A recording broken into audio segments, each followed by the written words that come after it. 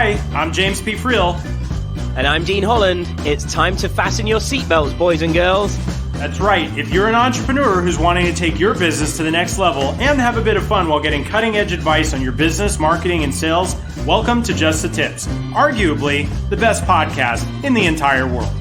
I guess that's good, right? Yeah, sounds good to me. All right. That was easy. That was the easiest thing we did all day.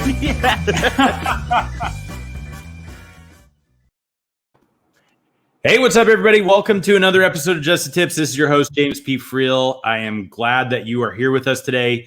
You will notice that my colleague, my co-host, the esteemed bearded wonder from the United Kingdom, has already been here in the studio with me. Today, we bring you a very special and somewhat melancholy episode.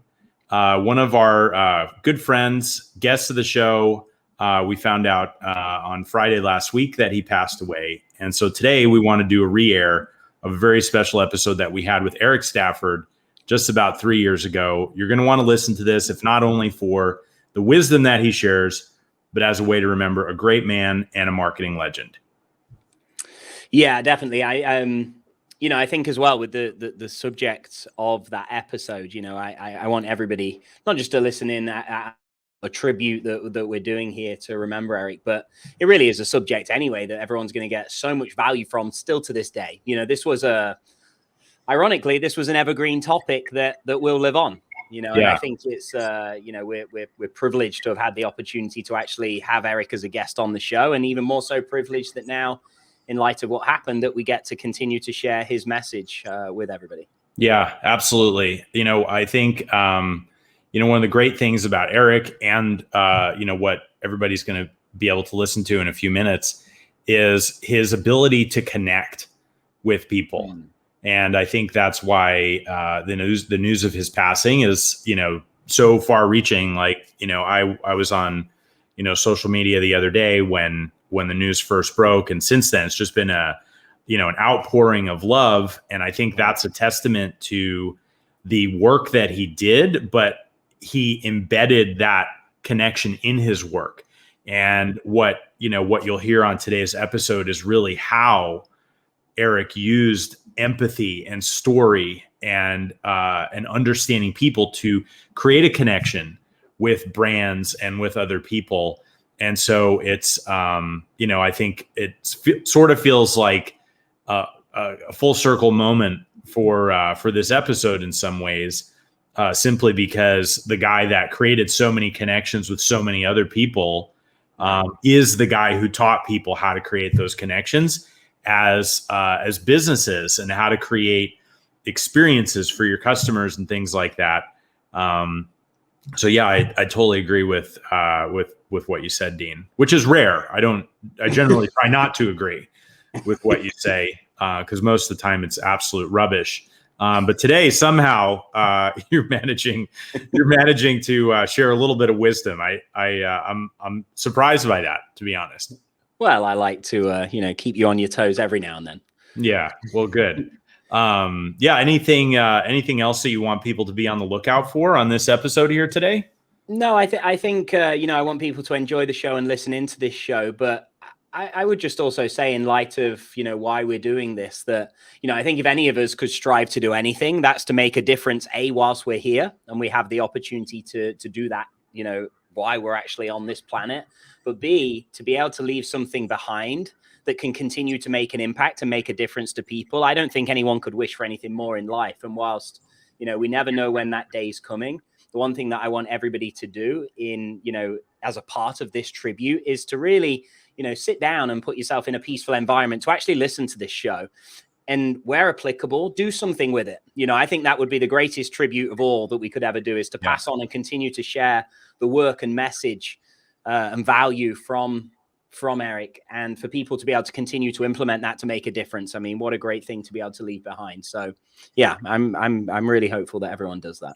Yeah, absolutely. And not just from a, this is a good idea perspective. The whole reason we had Erik on the show in the first place when we did was because of the remarkable results that he helped people create. Absolutely. Right. He was a touching human, but also a incredibly savvy marketer. And just listening to this show, I think, like Dean's saying, if you get nothing else besides the remembering of somebody who has touched so many people, you can take something from this show, even just one of the things that he shared, and apply it to your business and get an amazing result. And so, I guess without further ado, we will leave you guys to enjoy the episode that we did with Erik.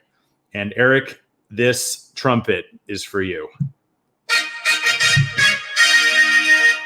Hey, what's up, everybody? Welcome to another episode of Just the Tips. This is James P. Friel, and I am here today with none other than the magnificent Dean Holland. Look at this. Flattery will get you everywhere. What's going on? I'm trying a new approach. Right? It's freaking me out. Can you just go back to your old horrible self? You want me to reopen? Hey, what's up, everybody? This is James Friel. Welcome to another episode of Just Tips. I am sorry to say that I am joined today by Dean Holland. There we go. Now I feel a little more comfortable. Jeez, freaking me out over here. Yeah, I know. I didn't prepare you for that. I didn't tell you that. I was actually going to compliment you on the way. Just cut you crap. Okay. Oh, man. So we are joined today by Erik Stafford, who is a very gifted and talented copywriter, but also somebody who is really awesome at helping companies find their brand, their tone of voice, and bring out all of the personality attributes that a brand should have in connecting with its customers. Erik, welcome to the Melee. Thank you very much. I appreciate it. Do I have any cool stinger trumpets or anything like that? Anything? Yes, we do. Here's your opening sound. Hey, nice. I like it. That works. Yeah.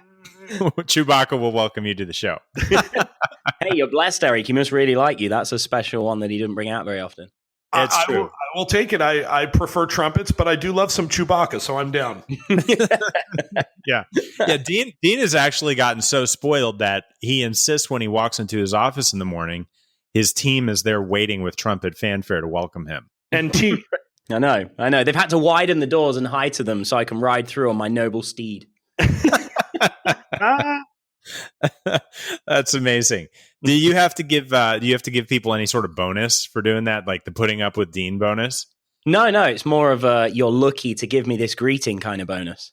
Oh, of course. And they feel the same way, or that's just what you tell them? Not necessarily sure that feeling's mutual. You know, guys, we've worked with clients for a number of years, and we always call that an emotional distress charge. Right.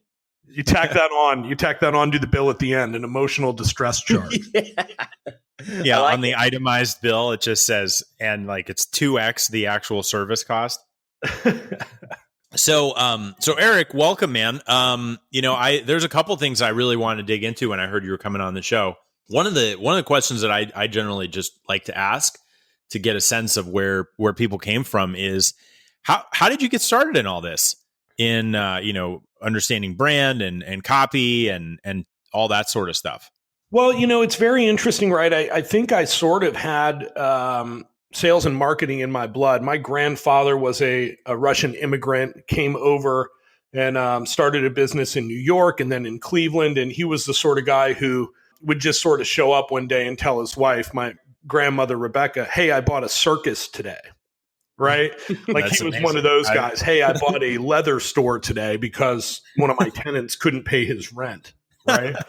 And so, I just have a sort of a history of just connecting with people and looking for opportunities in my blood. And so I grew up in Chicago. I was a punk kid. I was a graffiti writer.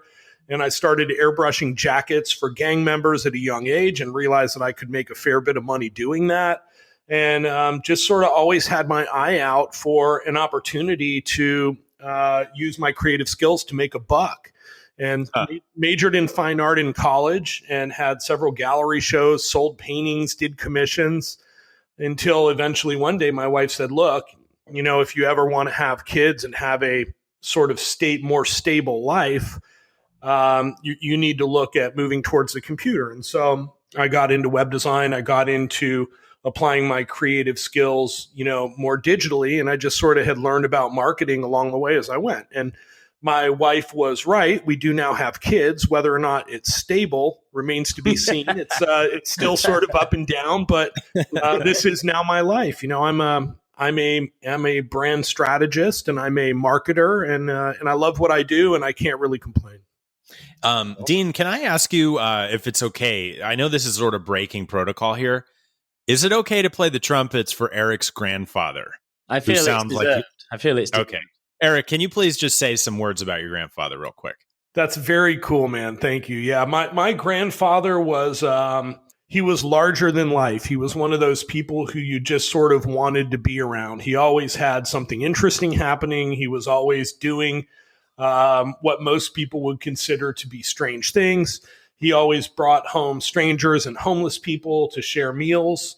And that was a trait that my mother inherited. And, my mother always was bringing home strange and interesting people. There were always homeless people in and around our house, and she was always hugging strangers. And so that's something I try and do myself today, is just put a smile on people's faces. And I definitely inherited it from my grandfather.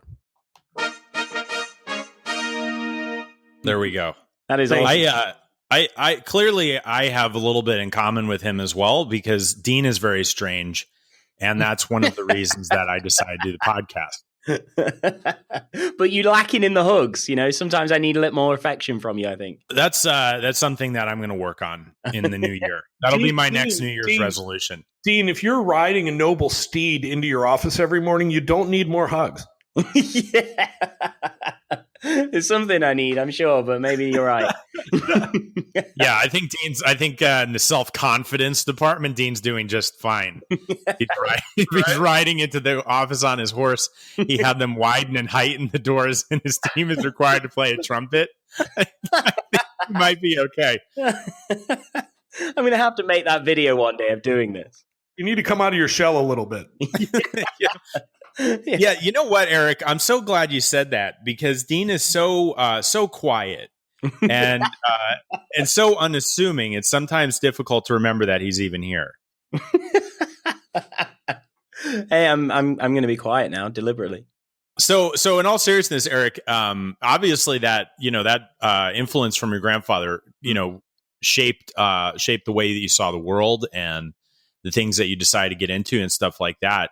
But for me, there's still like a little bit of a gap between airbrushing jackets for gang members and then designing websites to becoming a brand strategist. Like, how did the brand strategy piece really come into play? Was there like an occasion where you just found out that you were good at that, or was that something that you wanted to practice and become good at? Like, where did that all stem from? Yeah, it's look at you with the tough questions. You don't have to answer him, Erik. You can just tell him to shut up and stop questioning you. Right. Sorry, you broke up there for a minute. Can we talk about something else? Of course. Let's go back to Dean being British and talk about how awful the weather is over there. Is that what you'd like to talk about, Dean? I mean, just put the spotlight on me. Like, I'm sick of hearing about it. Right.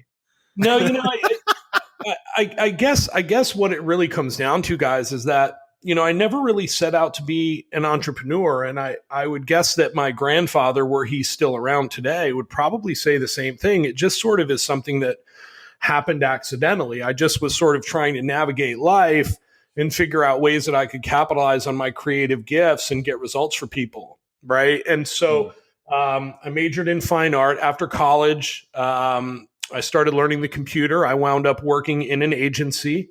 And learning, software like Macromedia Flash, which at the time was really about the only way you could create any sort of animated sound and visually driven movie type of stuff that would stream normally on the internet.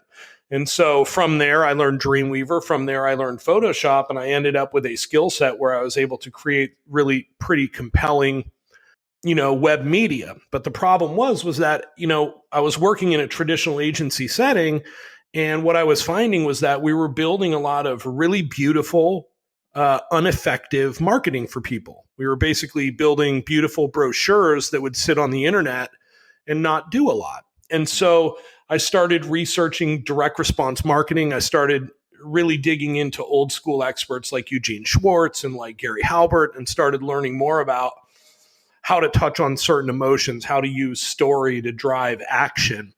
And that sort of really was what pushed me into a place where I could combine my traditional agency experience, building customer avatars and building empathy maps and learning how to really speak in a voice that your audience would resonate with, and combine that with the more punchy, action-driven, direct response stuff.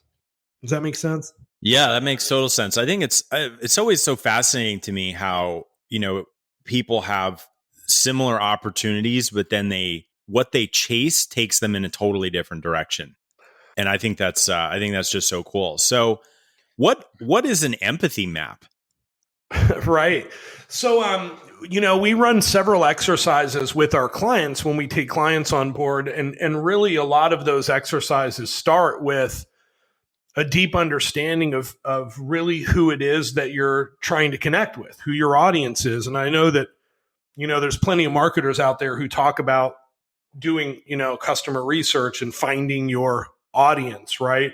But, this is one of the things that I believe 95% of all marketers really are lazy about and sort of miss the boat on, because there's 7 real core emotional drivers that motivate people, whether that's a feeling of wanting to be safe, a feeling of wanting to protect your family or your kids, a feeling of wanting to live forever, a feeling of wanting to be perceived as being beautiful, and really understanding where your customers are, who your customers are, what the pain is that they're experiencing, what questions or reservations they may have about wanting to work with you so that you can address them in your marketing, right? And essentially that's a story. When you sort of boil it all down, what you have to do with your marketing is you have to tell a story. But part of that story, especially if your marketing is to colder audiences who don't really know you, is an authority piece. It's a trust building piece. And so in that first act of your story, you have to, establish some credibility. You have to build some trust. You have to build some rapport, but you also have to set the stage. You have to set the stage for the story and speak to them in a language that's going to understand them and hit them where they're feeling pain. Do you kind of have this view of things where, because I noticed you said in the first act, do you like follow some sort of narrative arc in telling that story that builds that relationship, and like you would in a movie or a play or something like that? Absolutely. Yeah, absolutely. So it's interesting. For the most part right now, guys, our business is focused on auditing. It starts with auditing, right? Spotting opportunities. So whether that's, an audit engagement with a new client where we're looking at their marketing, or their entire marketing ecosystem or a funnel, and looking at every step and just making sure that, they're telling a consistent story, that the tone is consistent, that the story is consistent and follows that sort of, traditional story arc, right?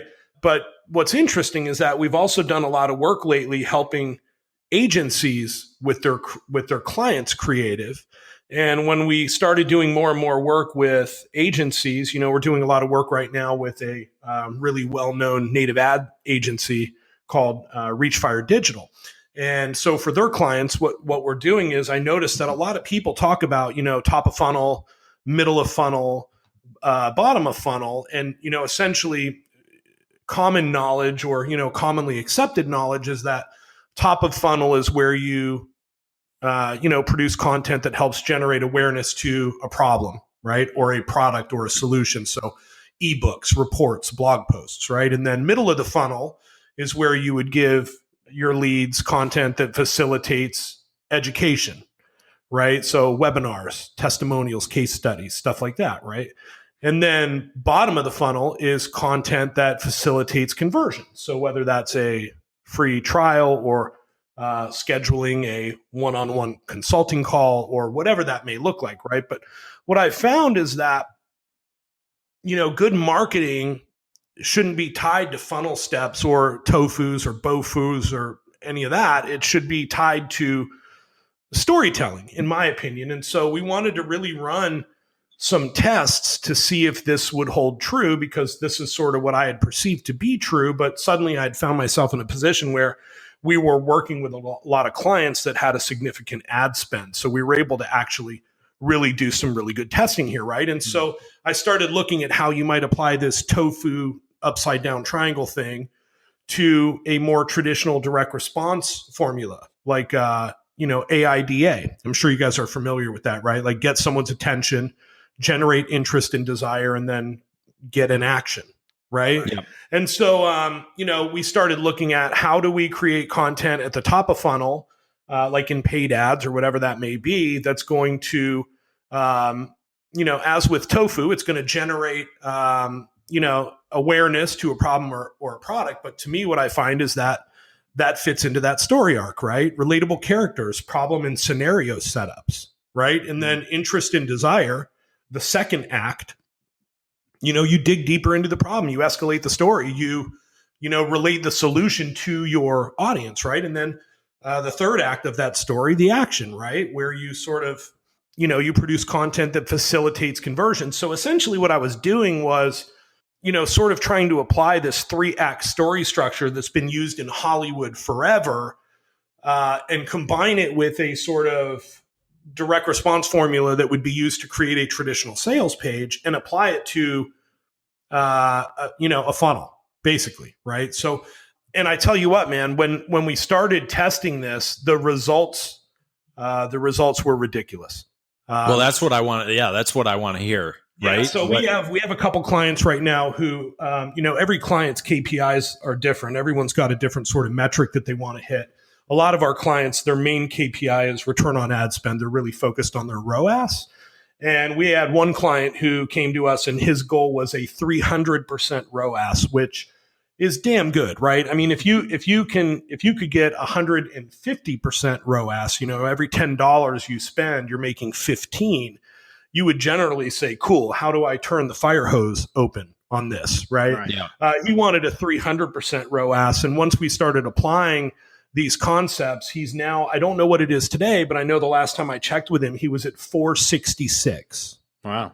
And so it's pretty common now that we're able to get some pretty crazy results for our clients, opt-in rates in the 60 to 70 or even 80% on cold traffic. Because what we're doing here is we're using a 3-act story structure, which I mentioned. And that's, every story ever told in the history of ever is based on one of 7 plot types. So we're taking this 3-act story structure where act 1, you set up, the story, you establish the plot, you establish the players, you establish the pain points. Act 2, the escalation, right? You dig into the story, you raise the stakes and the confrontation, sorry.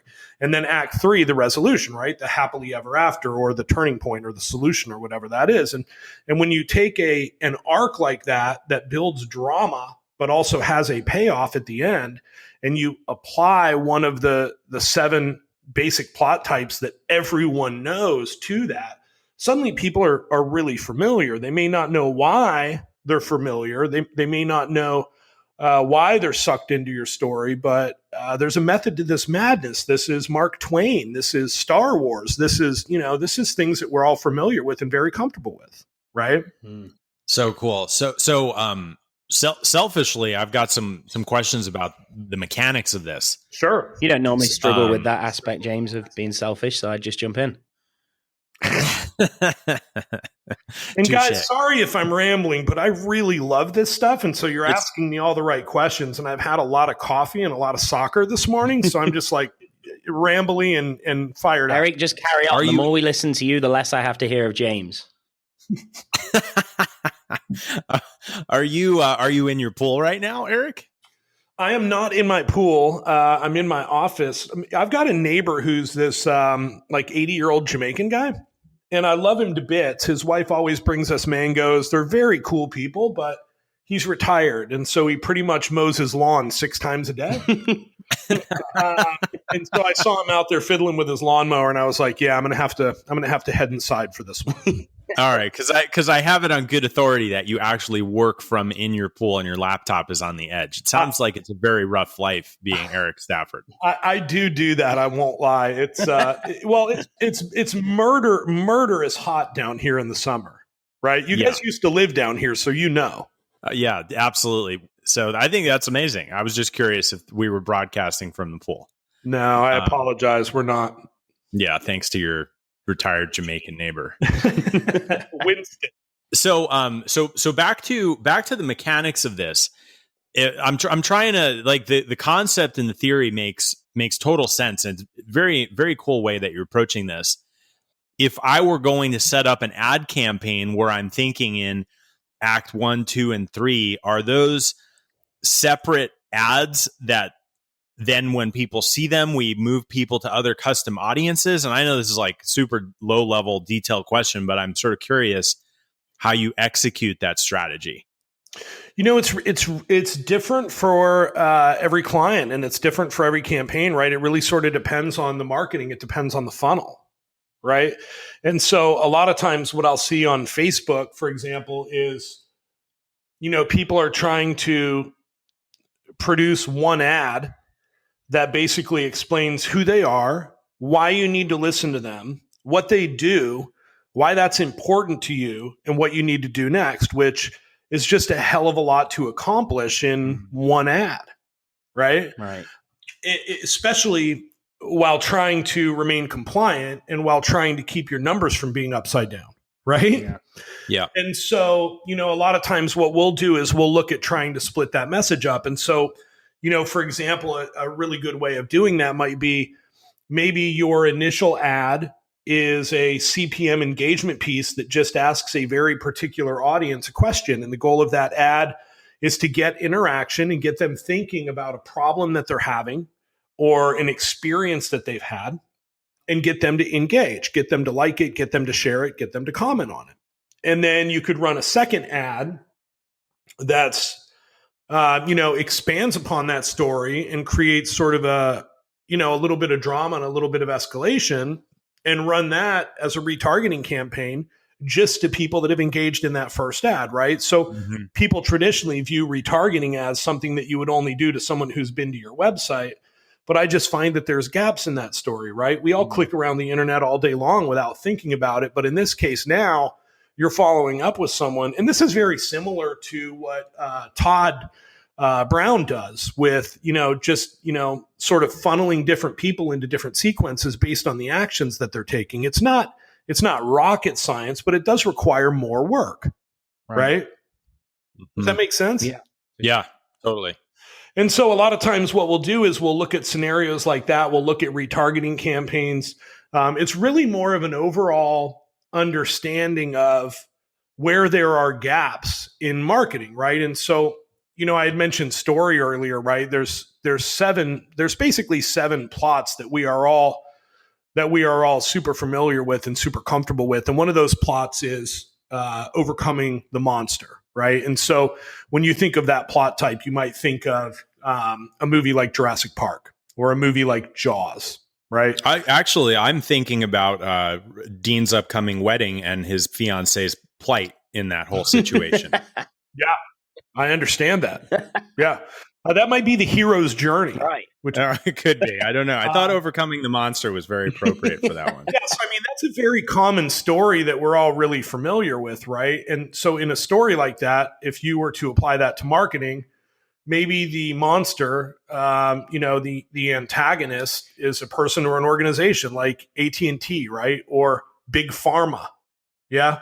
Or maybe the monster is less tangible. Maybe it's a belief system or it's an attribute. Maybe the monster, if you're operating in a conservative space, is liberals, right? Or maybe if you're in the fitness space, the monster is gluttony. Yeah. But what I find is that, you know, a lot of times I'll read a front end Facebook ad and they've established a clear monster, and then you get to the sales letter and suddenly the story changes, and now they're telling a rags to riches story. So for example, now suddenly it's before and after, right? If it's a health thing.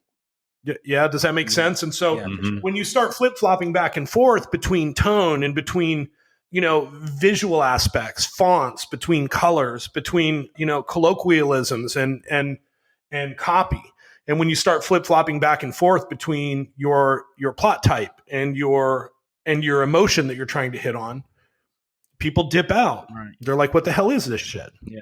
Right? Yeah. So we're talking about having so it's just congruency from ad to offer and all the way through. That's exactly right. Yeah, that's exactly right. And so a lot of times when we do audits, we'll go so far as to, we buy all the products. We go through customer support. We'll call customer support. We check the funnel on multiple devices. We look at it on mobile. And I know you guys are familiar with this little software program called ClickFunnels. ClickFunnels makes it super easy to split test these things. And it makes it super easy to make sure that these things are working on mobile, right? Because more and more people are on mobile. And it's not just about having a good offer. I've met a ton of people in my life who have a killer offer, but they're just not really clear on who they need to get that offer in front of and what buttons they need to push. And I mean that in the most ethical way possible to really make people understand the benefit of what they're doing and make them take action. Yeah. Man, this is really, really valuable stuff. So the audit that you guys do is part of that whole thing that you're talking about, where you go through the funnel and you click on everything and like you sort of find out where there's gaps are and these incongruencies are and things like that. Yep. Yeah. And these days, for the most part, James, we won't onboard a client without doing an audit. Whether that's sort of a mini audit, if there's just, one sort of main lead generation piece they're using or one sort of funnel that they're using, or if they haven't created anything yet, we're just looking at their website, looking at their social media and the messaging that they're putting out. Sometimes it's a slimmed down audit. Sometimes it's a full audit. But either way, we always insist on one now for a number of reasons. And one of those reasons is it really sort of separates the wheat from the chaff, right? Like I want to go through and make sure that, I guess really the first thing is I want to get paid for the strategy that's in my head. I've done this for 2 decades now, and I don't just want to spend time writing proposals and doing, calls and meetings with people who, for the most part, a lot of them don't ever become clients, right? Mm-hmm. And so, we insist on an audit because we want people to have some skin in the game. If we're going to put our time and effort and energy into the game, we want them to have some skin in the game. And so we insist on an audit up front. And also, when we are able to audit what someone is doing or what they hope to do, I feel much more strongly that the recommendations that we make will lead to results based on my experience, right? And so without doing the audit, it's sort of like if my car was sitting in the driveway smoking right now and I called up 6 mechanics and they were all like, yeah, it's going to be $500. And one of them might be, well, it's going to be $2,000. Well, it's the brakes. Well, it's the motor. So we really want to get in and say, right, well, here's what we recommend you do based on our experience. And so whether we end up doing implementation work for that client or not, we get paid for the initial strategy rather than giving it away for free. And then we also give them something tangible and valuable that they can walk away with, because generally, and this is going to sound shitty, but our clients get results based on what we do. Yeah, absolutely. And for people who are listening right now, who are in an agency or sort of a consulting role, service provider like that, this model that Erik's talking about, you absolutely should just adopt this. That's the difference between the mark of a professional and an amateur. And also it's the way to get high quality clients who are willing to pay versus tire kickers who just want to pick your brain all the time. So I totally agree with that approach, Erik. Cool. Yeah, we're actually working on a program right now where we're going to be able to teach people the 5-step process we use to audit marketing, which is something that I never really thought I'd be able to do because it always sort of felt very intrinsic and sort of intuitive to me. But we've spent a lot of time examining it and breaking it out and really examining the different aspects of how we audit marketing. And so I'm excited about it. I'm really excited about it. So if somebody, if somebody wants to do this on their own, the things that they're looking for, at least at a high level, are one, going through the whole funnel from beginning to end, from ad all the way through to action, and looking for places where there's incongruency in the message that they're talking about. Yep. Right? Yes? Yeah. I would say not even just through to the action, but also through to the delivery of whatever it is that you're selling, the experience of the customer, the follow-up, and all of that, right? Yeah, it makes total sense. Yep. And then after that, when you're going through the audit, I imagine that you're finding these sort of gaps in these various places. Then you set a deliberate intention on what you want the tone to be, what plot line or what type of plot you're trying to run with, and that sort of thing. And then you start crafting the strategy, and then there's an implementation phase. Yeah, that's pretty accurate. That's about right. I mean, generally the audit process breaks down like this. So the first step is sort of a discovery phase where we sort of look at all of the existing marketing. We buy the products. We organize everything that we want to look at. We get all the links together so that we know exactly what it is that we're looking at, right? The second phase is what you had mentioned, James, sort of the tone and the message audit, where we look at the emotional triggers. We look at the story. We look at the plot line. We look at the arc. The third stage is a visual audit. And this is where we look at fonts, right? We look at colors. We look at padding and spacing. Is it easy to read? Is it consistent, right? And I see this a lot, right? There'll be a lot, there'll be a first page of a funnel, and the second page of the funnel will look completely different, right? And so are the images high enough resolution, and are they not too big? Which gets into another phase that we do. But so the visual audit, and then a vocal audit, which is actually the copy, right? We look at it. Is it congruent? Does it make sense? Is it punchy? Is it easy to read? Is it written at too high of a level? Does it have enough direct response in it that people are going to take action? And so, the first phase, discovery. The second phase, sort of a tone and messaging audit. The third phase is a visual audit. The fourth phase is a sort of vocal, a copy audit. And then the fifth and final phase is a technical audit. And this is where we sort of say, is it mobile compatible? Is it loading correctly? Are the images way too big? How's the page speed? If it's a direct mail piece, is it going to get opened? Right? And so just like the technical aspects of how the marketing is delivered. And then basically what we do is we take all of our findings and we put them together into an audit document. And the audit document always sort of starts with, 3 to 5 pieces of low hanging fruit, which we believe are going to generate ROI the quickest, because, our audits are not cheap and we want our clients to get results. And generally when we go through marketing like this, and, I would encourage you to do the same, really take a look at your marketing and think about the bigger picture. And when you do that, you're going to spot some gaps and you're going to spot some areas for opportunity. Yeah, I think just the whole concept of objectively assessing the system as a whole is something that everybody should be doing. Even if on their own websites, right? And their own processes, even if they're not doing it for other people, Absolutely. Like do it to yourself for a minute, at least. Yeah, absolutely. 100%, right? Like, take the time. I think sometimes this is one of those places where I feel like so many people get so bogged down in what they're doing every single day that if they took a little while to raise their heads up and just kind of look out at that big picture and objectively assess their situation, the things that they implemented would be so much more powerful because they were guided by, more clear intention and deliberate thought. Mm-hmm. Yeah, man.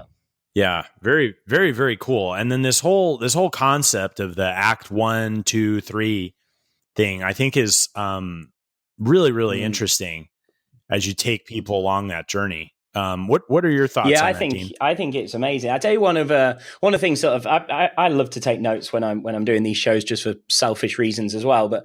And so one of the sort of big things I'm taking here from this, and I think probably a lot of people, I know I can say I'm guilty of this over the past and even maybe currently to a degree, is I often look at each part of the business as its own piece. So, for example, just to put this in context, like advertising, when we're doing Facebook ads, for example, I would maybe have fallen into a trap in the past of seeing like, well, the job of the ad is just to kind of get the click over to the website. And then the job of the website is to do this. And then the next step is to do this. But kind of what like a big kind of eye opener for me here is actually saying, well, hang on a minute, even though they might have their specific, outcomes for those things, is everything tied together congruently? So that from ad to page to this to that, does it still flow whereby it makes sense? Because I think that was absolute gold. What you said, Erik, is like you might be telling one story or conveying one message in your ad, and people have clicked through, and then the website kind of takes them on a completely different direction, and there's this mismatch. Right. And I can definitely say, looking at some of our stuff, is that I have looked at the ad as one thing, like not even thinking, well, where's this ad going? More so, what's the job of this ad? Like, let's get that click and let's get it done. and then just looking at that and saying, oh, great, our click-through rates, everything's looking awesome, our cost per click, great. And then looking at the website as its own separate entity. But really, like what you've just kind of opened my eyes completely to and reminded me is, hang on a minute, this is all one process that may have its own sections, but it has to flow. I think that's gold.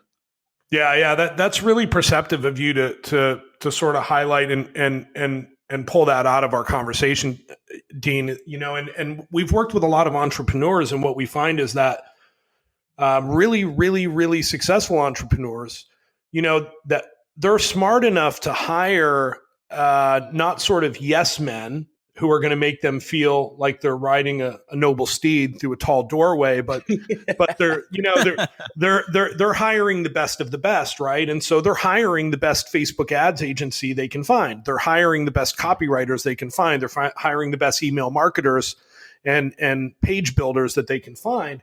But as you just mentioned, all of those people need to be sort of playing from the same sheet of music, right? Right. And so we find that with our audits, generally, one of the things that we always end up doing with our clients is building a media library and a standards manual of approved language and approved images and approved fonts, so that everyone is on board and you can say, look, these are our messages. These are how they're delivered. And so, I mean, you might have an amazing person running your social media and your page is growing and you're getting likes and engagement is lovely, but it's hard to measure sentiment. And you need to pull dollars out of those people at some point in time. And the way that's done is when they see your other stuff, when they watch your videos on social, or when they click over from social to your blog or your YouTube channel, it looks and feels like the same shit, right? And the way to do that is with, a media library, standards, documentation, and it's boring. And it's like brand. You mentioned earlier when we first started the interview, James, you mentioned, brand strategy, and it's not sexy. It's not easy to quantify, but this is where long-term results happen. Well, and that's actually the other thing I want to touch on here, is the long-term sustainability, because one of the things that I feel is very commonly accepted belief in the direct response, especially the internet marketing community, is that you have to constantly keep changing things because people get burned out and on seeing and hearing what you're saying and all this other stuff. And while I definitely think there's some need for variety and all of that, what I believe, and you could tell me if I'm totally wrong on this, is that if you get this whole end-to-end picture mapped out the right way and get the message crafted and get the stories in place and all that other stuff, it seems to me that, you can let this run for a longer period of time without getting burnout, because it's actually resonating with people on a deeper level and it's not just something shiny. Yeah, I've found that to be true. I mean, with certain platforms on the front end, like Facebook ads, for example, you do have to refresh your creative fairly often because they will just sort of burn out depending on your audiences. But a lot of times that's just a matter of sort of telling that first act with different images and with slightly different copy. And you can sort of run, Russ Ruffino is a great example of this. He coaches coaches on how to be better coaches and teach more coaches how to be coaches. He's very good at it. I'm not sure if you're familiar with him, and his webinar is amazing. And he's just refreshing new creative on the top end to run people through that same webinar that I believe he's tested a couple, but he's been running the same couple of webinars for a good 2 years now. Right. Yeah. And because it works, why would you ever change it? Right. But what you'll find is that there's different sort of entry points across the top. And as you test these different sort of stories or hooks, Kevin Rogers, the copywriter, calls them hooks. You'll find the ones that really dig in and resonate. And so if you're a fitness guy, the hook might be, about age and staying fit as you're older, or it may be about how you can jog your nuts off and you're never going to get skinnier unless you dial in your nutrition. Or it might be about, there can be 100 different stories on the front end, as long as they sort of roll into a second act that escalates and explains why that's important and really touches on the right buttons. And then you can take them wherever you need to. Mm-hmm. Mm-hmm. I love that. Yeah. Awesome. So cool. I think it's also a powerful reminder that, calls to action and, cost per clicks and all that stuff, that's a very important part of the equation. But the other part of the equation is the brand and the message and what's actually being communicated there. And you got to bring both of those together in order to get the result. Like either one on its own is just going to be lopsided. Yeah. Yeah. That's a great way to put it. Yeah. Very, very cool.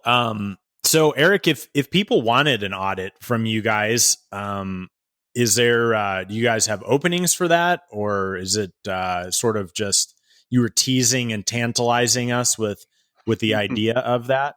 Yeah, I think now's when I'm supposed to say that there's only 5 spots available, right? Yeah, and Dean and I just took 2. Right. Yeah, right. So It's that's another final tip, since the show is called Just the Tips, that I will leave people with is that, people aren't stupid and they can smell bullshit from a mile away, and so. What I've found is that the best results that we've been able to get for ourselves and for our clients are when we're honest, when we have a really good product and when we're honest about what it does. And when we get that offer in front of the right people in a compelling way. If you're selling a digital ebook and you're telling people there's only 20 copies left, that's bullshit. and people know. Yeah. People know. Right. And so I would just say, lead with your heart, be honest, be an ethical marketer. It is possible to get incredible results and not be a douchebag. So sure. All that said, there's only 3 audits available. That's exactly right. And they're gone Monday. They're gone on Monday. So 2 applications are sitting on my desk. Oh no, 1 left. Yeah. You guys have been wonderful. I really appreciate you having me on the show. If people want to learn more about what we're doing, you can visit us at staffordmarketing.com. So it's STAFFORD, staffordmarketing.com.